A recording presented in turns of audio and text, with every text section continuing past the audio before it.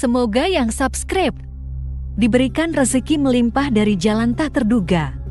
Dan yang like komen, dimudahkan jalannya menuju surga di hari akhir nanti.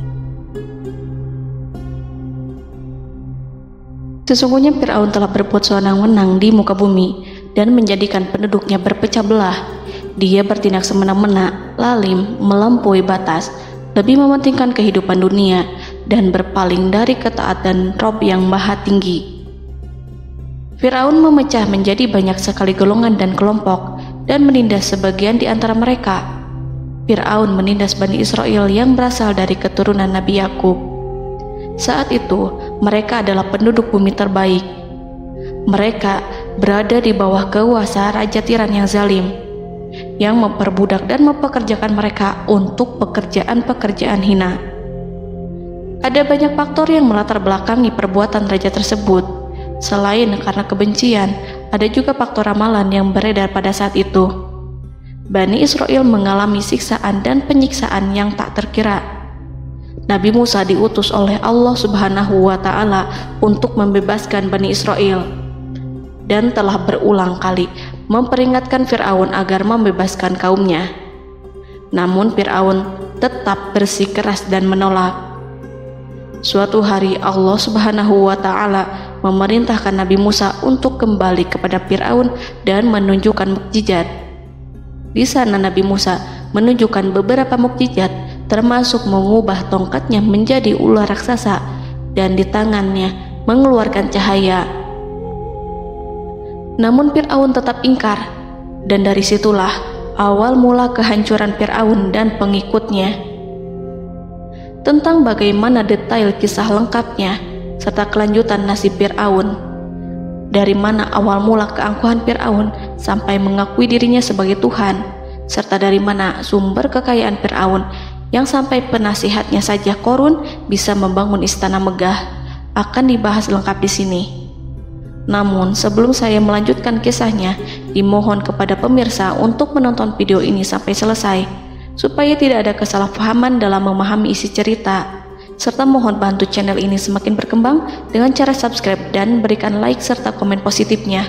Semoga bantuan pemirsa sekalian menjadi amal jariah dan bernilai pahala di sisinya. Bismillahirrahmanirrahim.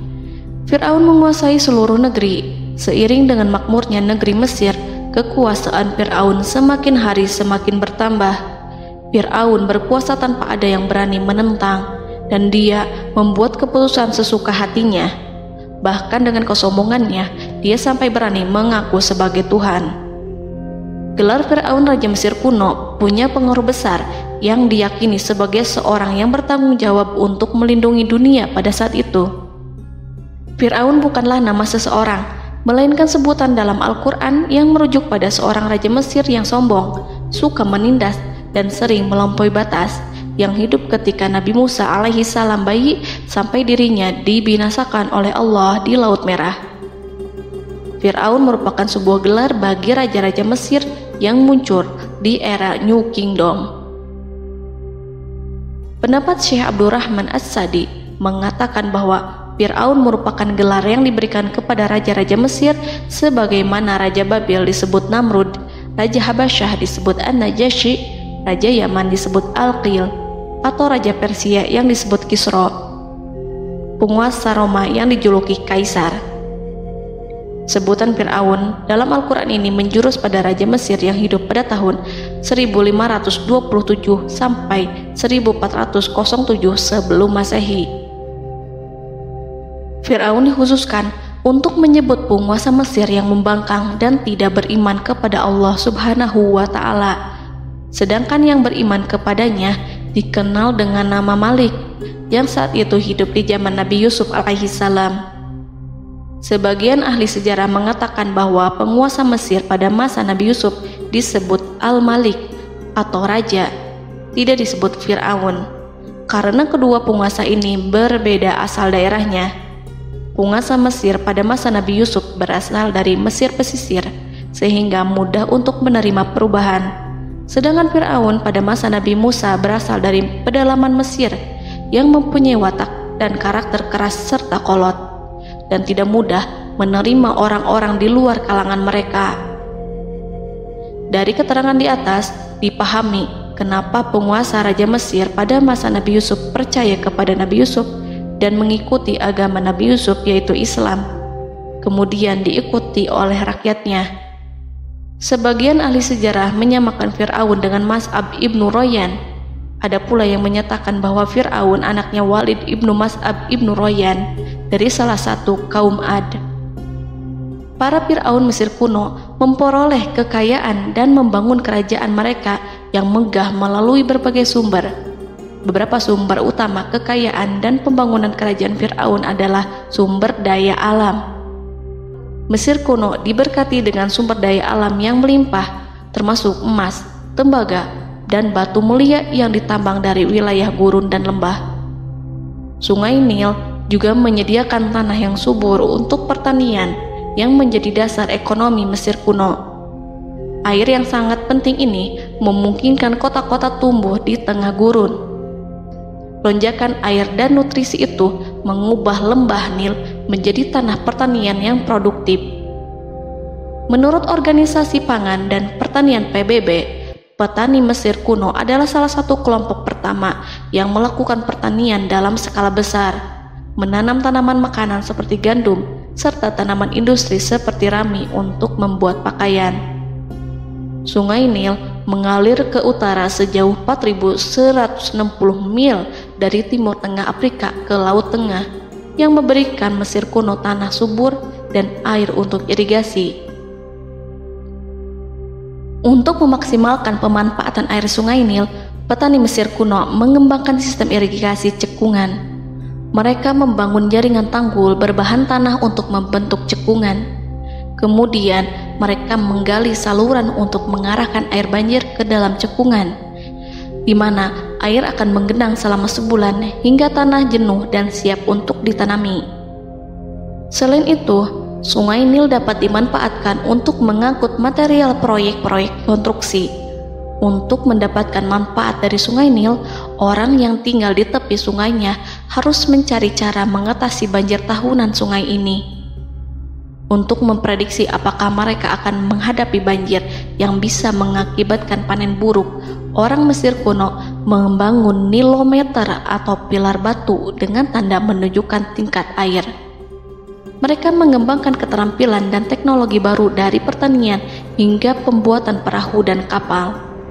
Sungai Nil juga merupakan rute transportasi penting karena memainkan peran sentral dalam peradaban Mesir kuno.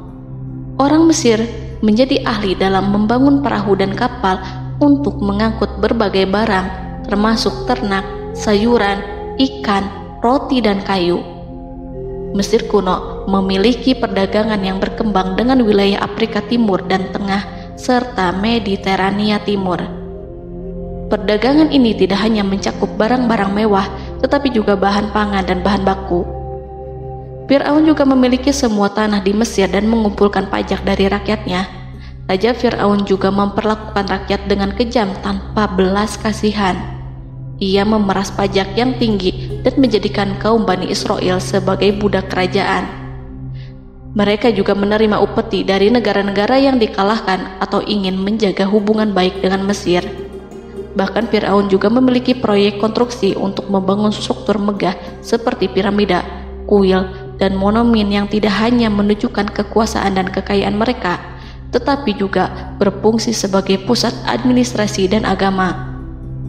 Proyek-proyek ini seringkali menggunakan tenaga kerja dari rakyat yang bekerja selama musim banjir.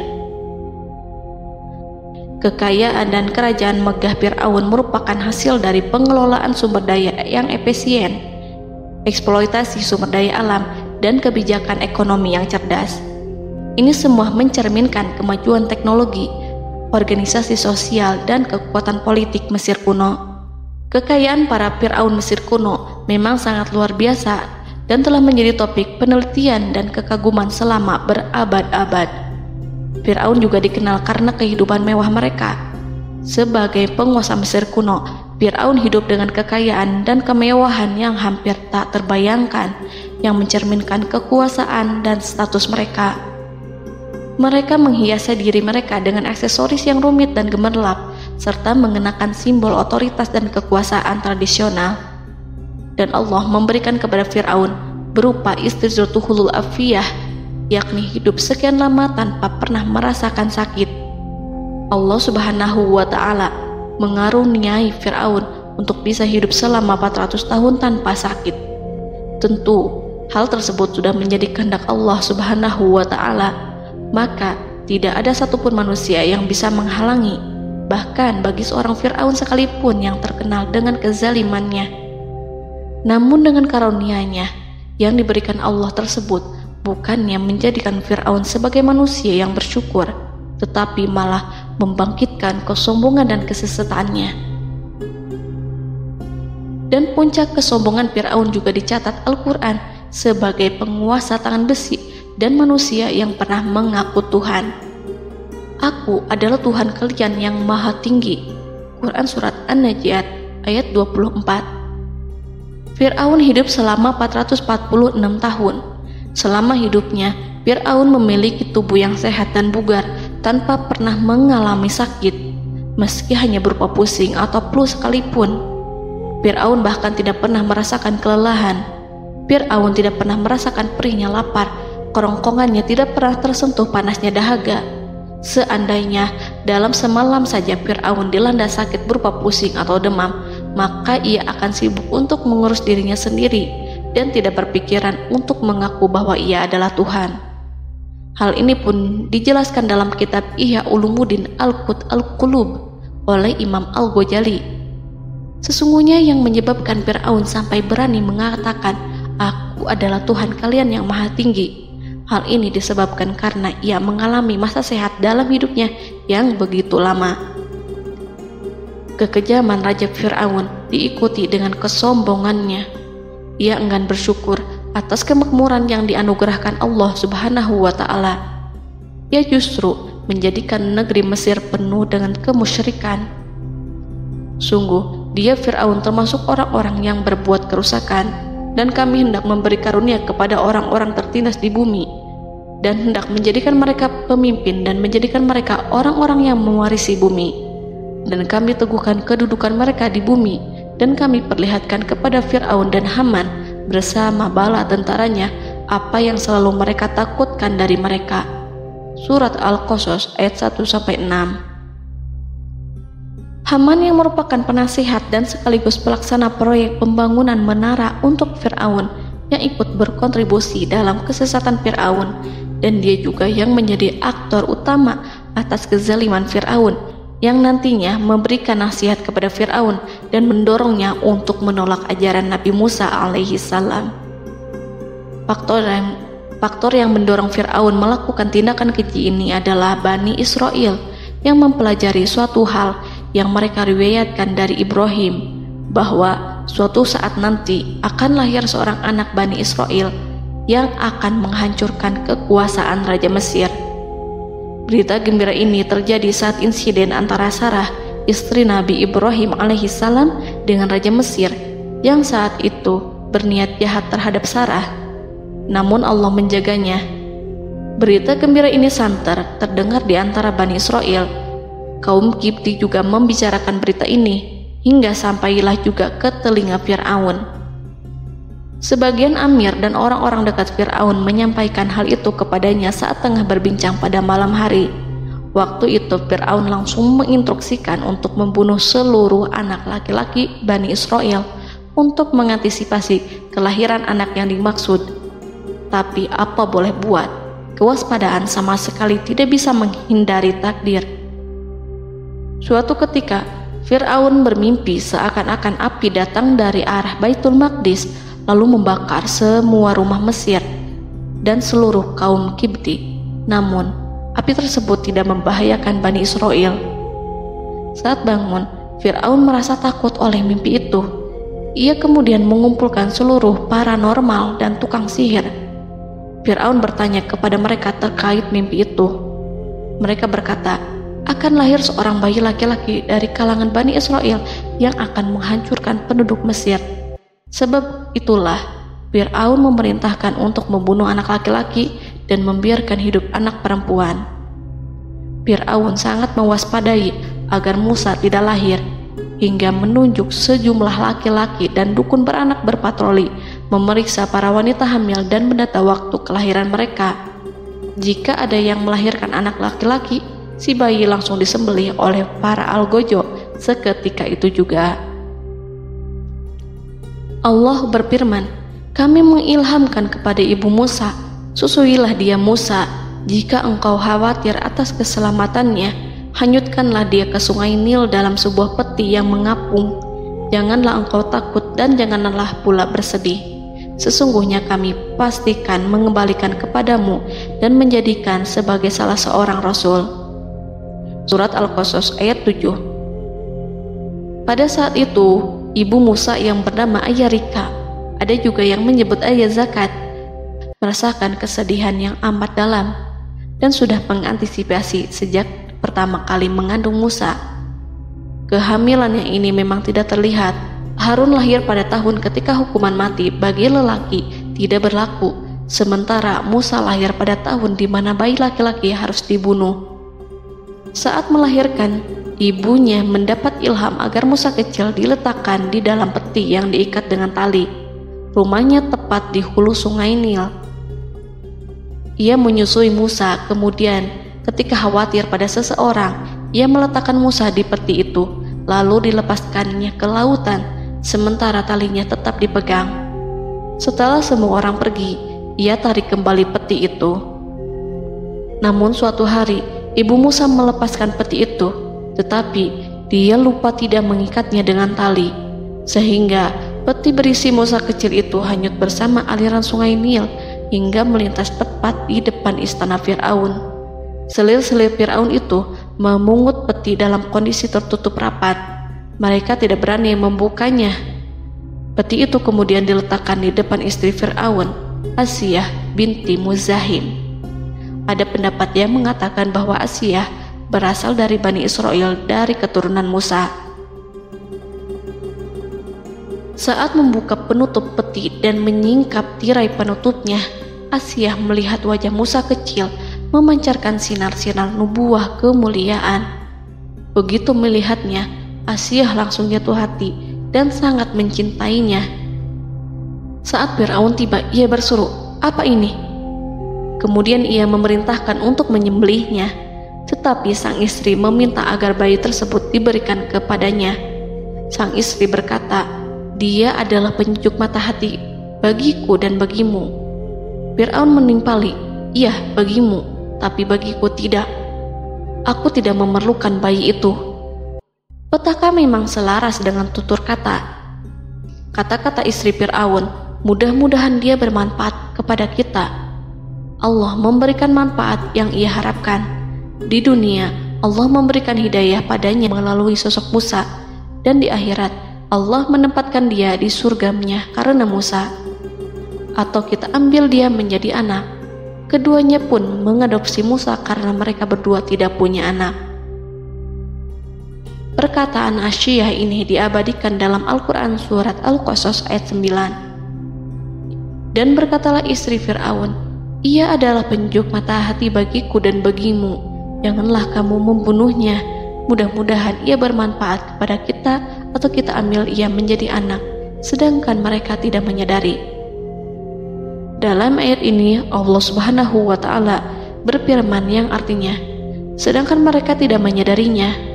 Ibnu Katsir menjelaskan maksud dari ayat ini, mereka tidak mengetahui apa yang dikehendaki Allah, bahwa di tangan anak itulah terjadinya kehancuran masa depan Fir'aun dan bala tentaranya. Mereka tidak mengetahui hukuman besar Allah yang dikehendaki terhadap Fir'aun dan pasukannya. Mereka tidak tahu bahwa Allah menakdirkan mereka untuk memungutnya. Saat Musa tinggal di kediaman Fir'aun, pihak keluarga ingin menyusuinya. Namun Musa tidak mau menerima susu wanita manapun. Ia juga tidak mau makan, hingga mereka dibuat bingung karenanya. Mereka berusaha sebisanya untuk memberi Musa makan, namun Musa tidak mau. Seperti yang Allah sampaikan dalam surat Al-Qasas ayat 12. dan kami cegah dia Musa menyusu kepada perempuan-perempuan yang menyusuinya sebelum itu. Mereka kemudian mengirim Musa bersama para dukun beranak dan sejumlah wanita ke pasar. Mungkin Musa mau menyusu pada seorang wanita di sana. Saat semua orang berdiri di hadapan Musa, saudari Musa melihatnya. Ia tak memperlihatkan sikap seakan-akan mengenal bayi yang sebenarnya adalah adiknya. Mereka kemudian pergi bersama saudari Musa itu ke kediaman Musa. Musa kecil kemudian digendong ibunya untuk menyusui bayi itu. Bayi yang tidak lain adalah anaknya sendiri, langsung menyusu dengan lahap. Melihat hal itu, mereka merasa sangat puas dan gembira. Mereka pun melaporkan peristiwa yang sangat menggembirakan itu kepada Asia. Asia meminta agar perempuan yang tidak lain adalah ibunya Musa itu untuk menetap bersamanya dan memohon kebaikan serta kesediaannya. Namun, perempuan itu menolaknya seraya berkata, "Sesungguhnya aku mempunyai suami dan anak-anak yang tidak bisa aku tinggalkan. Akan tetapi, aku siap melakukan jika bayi itu dibawa kepadaku ke rumahku." Akhirnya Asia mengutus ajudan kerajaan untuk menyerahkan bayi itu kepada ibunya Musa untuk disusui secara rutin. Asia kemudian memberikan berbagai macam fasilitas kepada ibu Musa berupa biaya nafkah sehari-hari, pakaian-pakaian bagus, dan beberapa hadiah istimewa yang lainnya sebagai kompensasi upah menyusui bayi itu. Akhirnya Musa kecil kembali ke pangkuan ibunya dan berada di bawah asuhannya. Allah telah menyatukan kembali bayi yang bernama Musa itu dengan ibunya sendiri. Fir'aun tidak akan menyangka jika Allah telah mempersiapkan sesuatu yang besar lewat kehadiran Musa kecil di kerajaannya. Sang raja bengis lagi terpedaya oleh banyaknya pasukan yang dimiliki, kekuasaan, dan luasnya kerajaan yang maha agung yang tak terkalahkan, dan takdirnya tak bisa ditentang. Allah telah memutuskan bahwa bayi itu yang dia dan pengikutnya waspadai keberadaannya itu hingga dengan bengis membunuh banyak sekali nyawa yang tak terhitung jumlahnya. Padahal anak tersebut justru tumbuh dewasa di kediamannya, di atas kasurnya, memakan makanannya dan meminum yang ada di rumahnya. Fir'aun sendiri justru mengadopsi dan merawat serta mengasuhnya tanpa menyadari rahasia besar di balik itu. Anak itu yang membuatnya binasa di dunia dan akhirat karena menentang kebenaran yang nyata yang ia sampaikan kepadanya. Nabi Musa tumbuh dan hidup sebagai salah seorang dari keluarga kerajaan hingga mencapai usia dewasanya, di mana ia memperoleh asuhan dan pendidikan sesuai dengan tradisi istana. Allah Subhanahu wa Ta'ala mengaruniakannya hikmah dan pengetahuan sebagai persiapan tugas kenabian dan risalah yang diwahyukan kepadanya. Musa tumbuh menjadi seorang pemuda yang mempunyai fisik dan akhlak yang kuat. Allah anugerahkan kepada Musa kesempurnaan tubuh dan kekuatan jasmani. Musa juga menyadari bahwa dia hanyalah anak angkat. Tidak setetes pun darah Fir'aun mengalir padanya, dan bahwa ia keturunan Bani Israel yang ditindas dan diperlakukan sewenang-wenang oleh Fir'aun dan kaumnya. Maka dia berjanji kepada dirinya sendiri akan menjadi pembela bagi kaum-kaum yang lemah yang tertindas. Kekuatan fisik Nabi Musa memang tidak bisa diragukan. Itu terbukti pada saat Nabi Musa mampu mengangkat batu penutup sumur seorang diri, padahal batu itu hanya bisa diangkat oleh 10 orang laki-laki. Peristiwa kedua saat perkelahian antara Bani Israel dan orang Kipti atau kaumnya Fir'aun, suku asli Mesir. Saat orang Israel meminta pertolongan kepada Musa untuk mengalahkan orang Kipti, Musa menghampiri orang Kipti tersebut. Dengan tangan terkepal, Musa meninju orang Kipti dan matilah musuhnya itu. Orang Kipti hanya mati karena pukulan itu. Musa tidak sengaja dan tidak bermaksud untuk membunuh orang Kipti. Musa hanya berniat membuatnya jera. Dan karena peristiwa itulah Nabi Musa pergi meninggalkan Mesir karena Musa takut terhadap Fir'aun dan tentaranya yang akan membunuhnya. Karena jika mereka tahu bahwa Musa membunuh orang Kipti demi membela salah seorang Bani Israel, akan membuat Fir'aun dan pengikutnya mencurigai bahwa Musa memang berasal dari Bani Israel, dan pada akhirnya akan memicu sebuah permasalahan besar. Dan pada waktu yang sudah ditentukan oleh Allah, sekitar 10 tahun Nabi Musa meninggalkan Mesir. Pada akhirnya Allah mengamanahkan dia sebagai seorang Rasul. Allah anugerahkan kepadanya hikmah kenabian dan pengetahuan di usia 40 tahun. Allah perintahkan Musa kembali ke Mesir untuk menghadapi Fir'aun dan mengajak dia mengakui Tuhan semesta alam. Tugas ini penuh dengan bahaya, mungkin bisa membuat Musa kehilangan nyawa, tetapi menuruti perintah Allah itu mutlak baginya. Ditemani oleh saudaranya Harun untuk membantunya membenarkan perkataannya. Lidah Musa cedal karena bara api yang pernah diletakkan di lidahnya saat Fir'aun hendak menguji akalnya setelah menarik jingat Fir'aun hingga berdarah. Fir'aun bermaksud untuk membunuhnya. Asyah mengkhawatirkan Musa lalu berkata, dia masih kecil. Fir'aun kemudian menguji Musa dengan meletakkan buah dan bara api di hadapannya.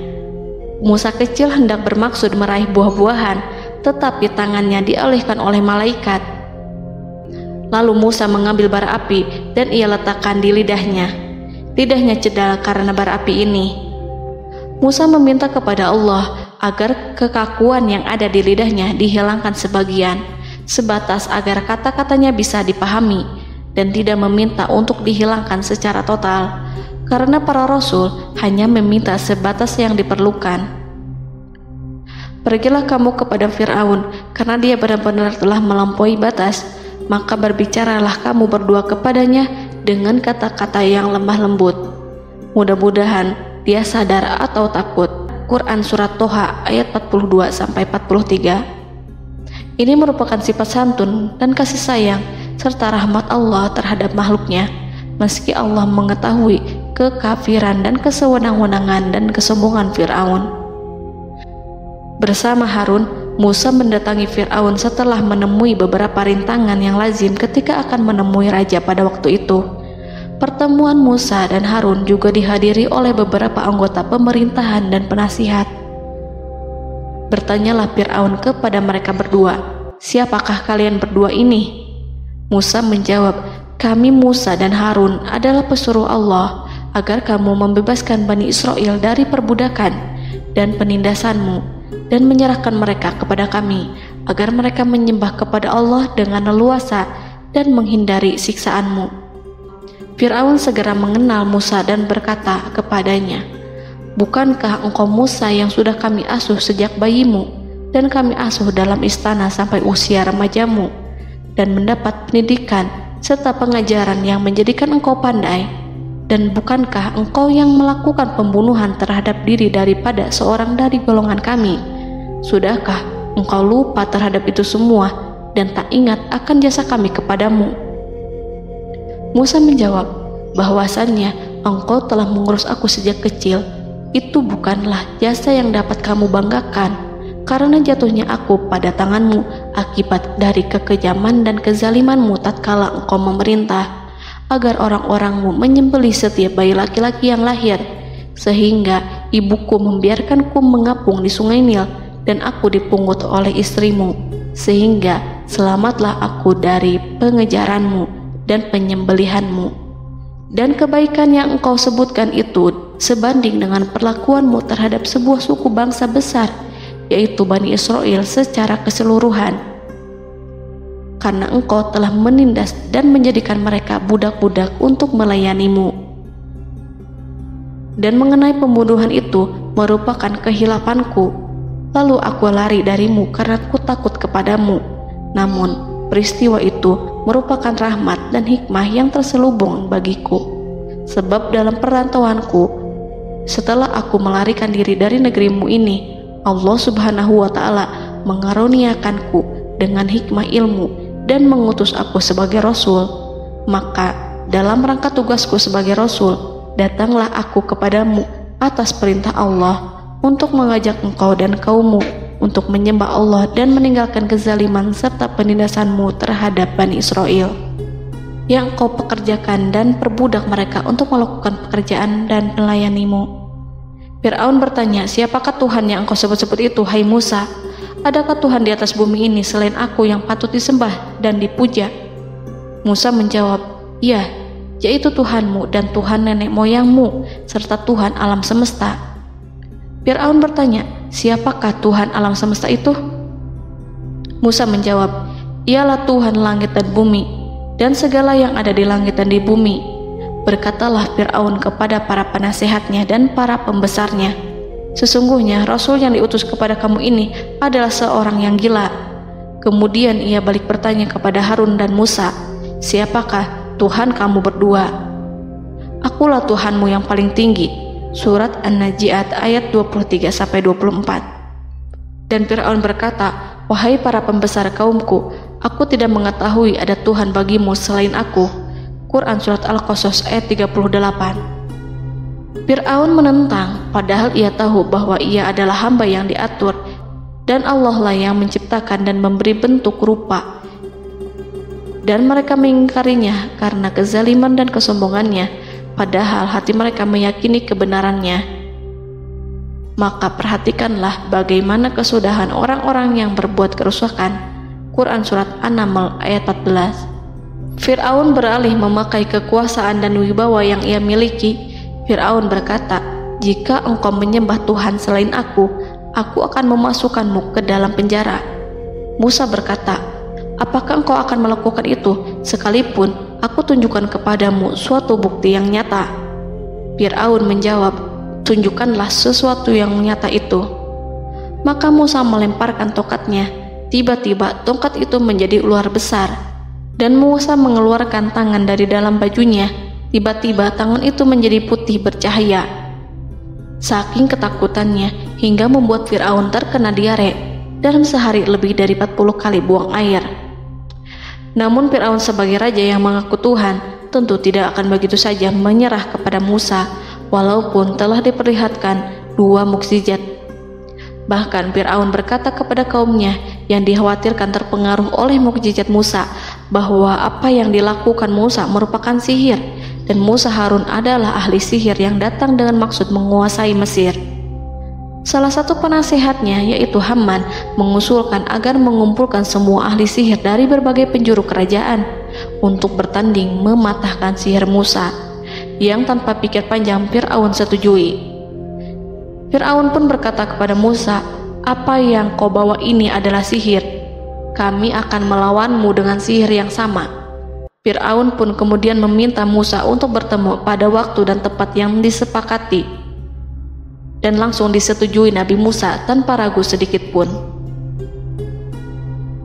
Inilah salah satu tujuan terbesar Musa untuk memperlihatkan ayat-ayat hujah dan bukti-bukti nyata Allah di hadapan halayak ramai. Dengan berbekal pertolongan Allah, Musa yakin akan menang melawan para ahli sihir itu. Maka pada waktu yang sudah ditetapkan, yakni pada permulaan hari, saat cahaya matahari mulai terik menyengat, sehingga kebenaran akan terlihat terlebih jelas dan nyata, orang-orang berbondong-bondong menuju tempat yang sudah ditentukan untuk melihat pertandingan sihir yang sudah dihadiri ribuan tukang sihir. Menurut Muhammad bin Ka'ab, mereka berjumlah 80.000 ahli sihir. Mereka sudah dijanjikan hadiah dan uang yang besar jika berhasil mengalahkan Musa. Para penyihir istana berkata, wahai Musa, apakah engkau yang mau lebih dahulu ataukah kami? Musa menjawab, silahkan kalian lebih dahulu. Maka ketika tali-tali dan tongkat-tongkat ahli sihir dilemparkan, tiba-tiba berubah menjadi seakan-akan ia merayap cepat karena sihir mereka. Ada rasa takut yang menyelimuti hati Musa, takut jika orang-orang terkena fitnah sihir dan tipu daya mereka. Namun Allah langsung menguatkan Musa dan berkata yang diabadikan dalam Quran Surat Toha ayat 65-69, janganlah engkau takut, sungguh engkaulah yang unggul, dan lemparkanlah apa yang ada di tangan kananmu, niscaya ia akan membuat.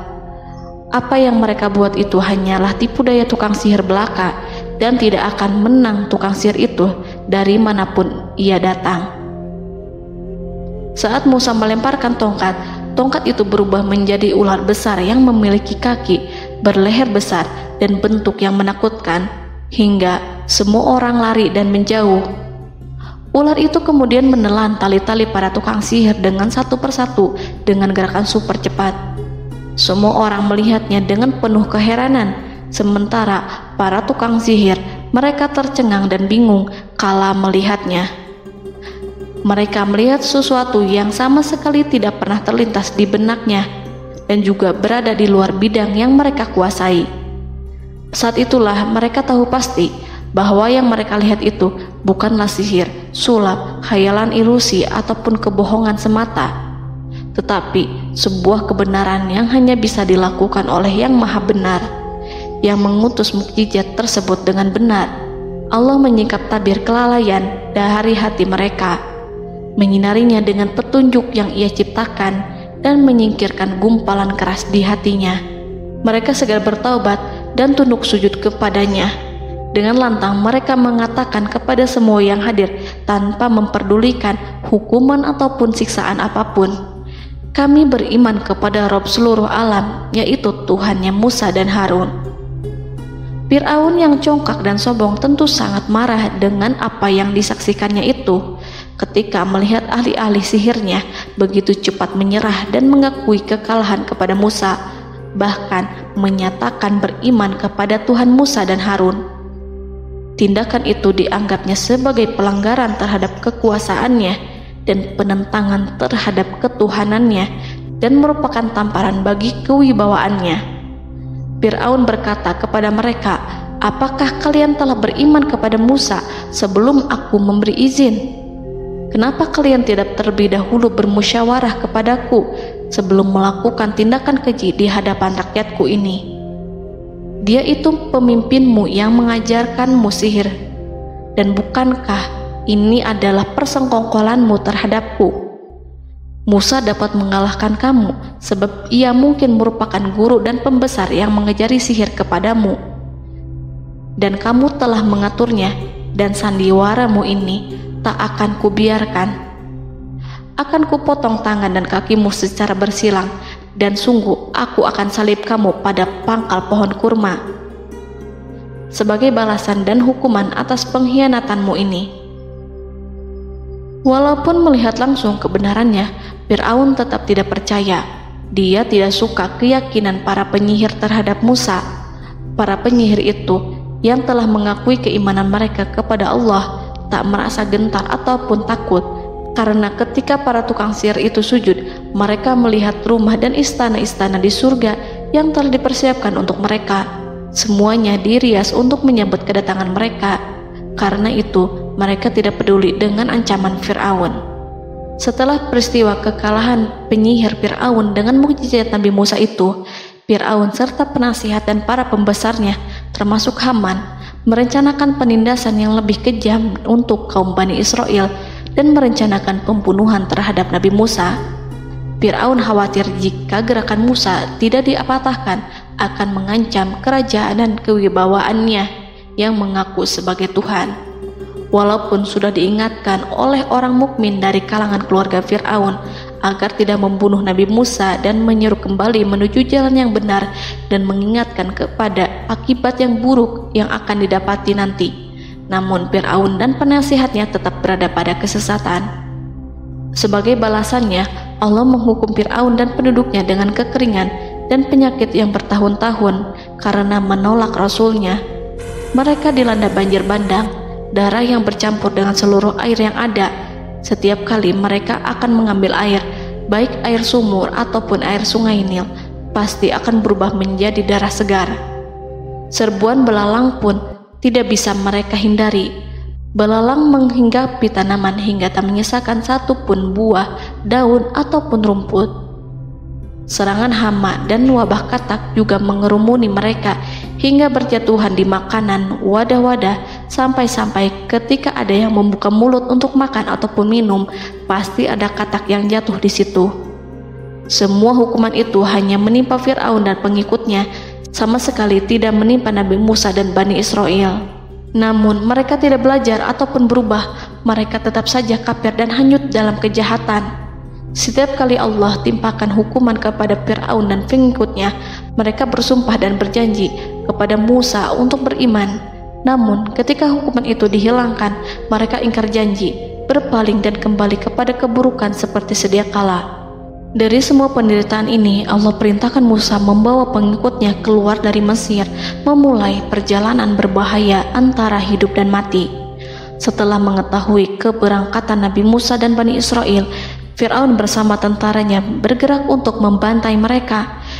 Dengan pasukan besar yang berjumlah lebih dari 1.600.000 personil, ditambah 100.000 ekor kuda berwarna hitam legam, Fir'aun berhasil mengejar rombongan Nabi Musa yang saat itu berjumlah 600.000 prajurit di pantai Laut Merah saat matahari terbit.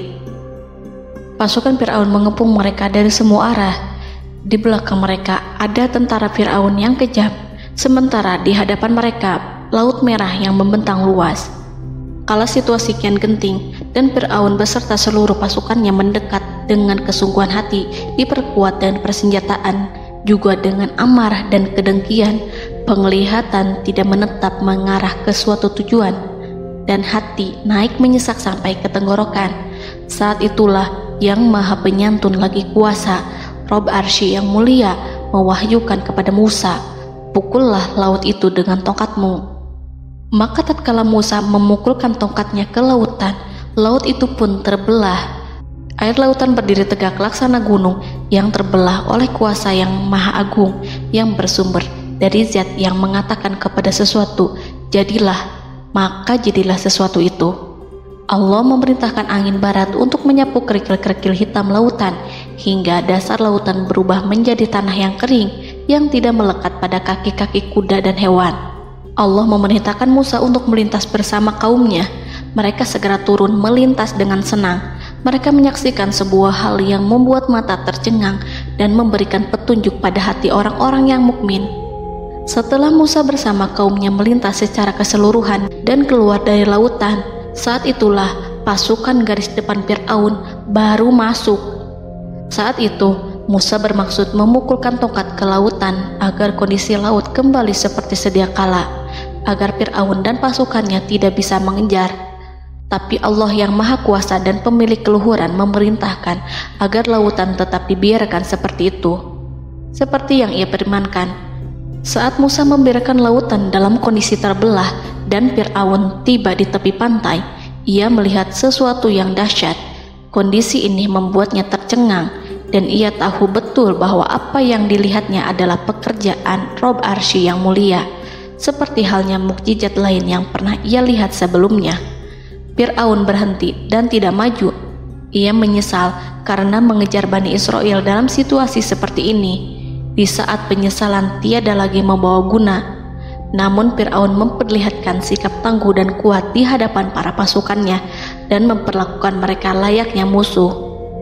Jiwa kafir dan watak Fir'aun mendorong dirinya mengatakan kepada kaum yang ia perdaya hingga patuh dan mengikuti kebatilannya, "Lihatlah bagaimana lautan ini terbelah agar aku bisa mengejar budak-budakku yang melarikan diri dari kekuasaanku, menyimpang dari ketaatanku dan meninggalkan negeriku."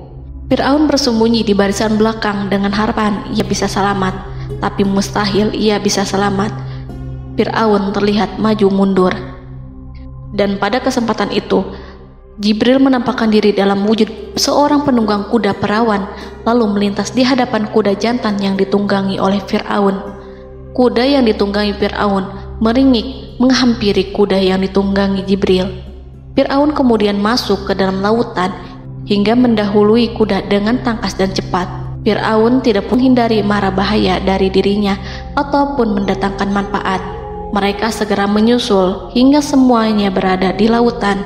Setelah bagian depan hendak mencapai tepi, Allah memerintahkan Musa melalui wahyu untuk memukul lautan dengan tongkat. Musa memukul lautan dengan tongkat. Lautan kembali menyatu seperti sedia kala dan menenggelamkan mereka semua. Tak seorang pun yang selamat. Allah menggambarkan tentang bagaimana Fir'aun didengkot orang-orang kafir Kipti tenggelam. Gelombang besar sesekali turun dan sesekali naik membawa Fir'aun. Bani Israel melihatnya dan juga pasukannya, seperti apa siksa dan petaka besar yang Allah timpakan kepadanya dan juga pasukannya, agar Bani Israel senang dan lega. Saat Fir'aun menyaksikan kematian dan mulai sakarat, ia kembali kepada jalan kebenaran dan bertaubat, serta beriman pada saat keimanan tiada lagi membawa guna. Seperti yang Allah sampaikan dalam ayat yang lain, sesungguhnya orang-orang yang dipastikan mendapat ketetapan Rabb-Mu tidaklah akan beriman meskipun mereka mendapat tanda-tanda kebesaran Allah hingga mereka menyaksikan azab yang pedih. Quran Surat Yunus ayat 96-97.